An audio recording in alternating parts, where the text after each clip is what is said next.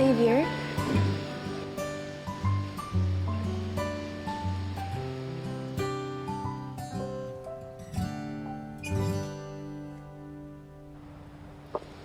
Here's your towel. Babe, Babe? Bakit ganyan ka makatingin sa boyfriend ko?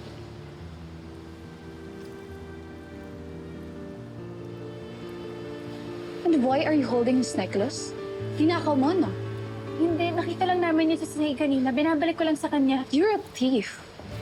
Excuse me? May problema ba? Nahuli namin yan si Princess. Hinanako yung necklace na Xavier. Wow, hindi lang pala siya valedictorian eh. She's also a magna. Magnanak.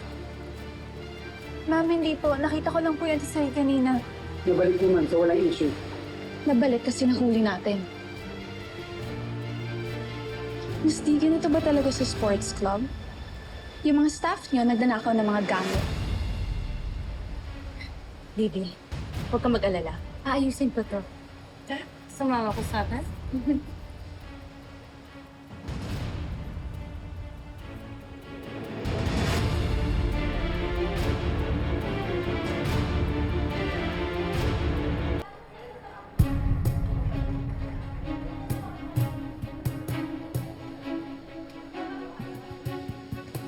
Thank God na-stop natin siya before pa niya nanakaw yung necklace mo. You know what? I don't think na plano niya ito nakawin. May scammer vibes kaya yung si Princess. Princess palang pangalan niya. Bagay. Damsel in distress. What do you mean by that? Remember nung mansari natin? Yung nalito ko ng dating. Kasi may sinave kang girl na nalulunod. Si Princess ba yun? Babe, crush mo ba si Princess? Ba't mo naman naisip yun? Why else would you save a stranger? Babae pa. Babe, kahit sino pang nalulunod sa safe ko. Tulungan ko.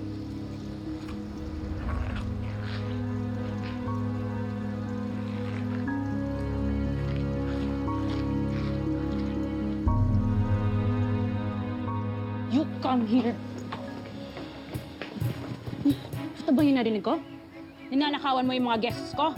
Miss D, hindi po yun totoo. Napulit lang po namin yung butas kahit tanungin niyo pa po si Ate Bernice. Huwag mo akong pinaghulog. Alam ko yung mga... Miss D, hindi po ako magnanakaw. Kaya nga po ako lumapit kay Xavier kasi ibabalik ko po yung kwintas eh. Kung nanakawin ko po yun, dapat tinago ko na. Ang dami mong saksot! Sumasagot ka pa, ah! Ayusin mo yung trabaho mo.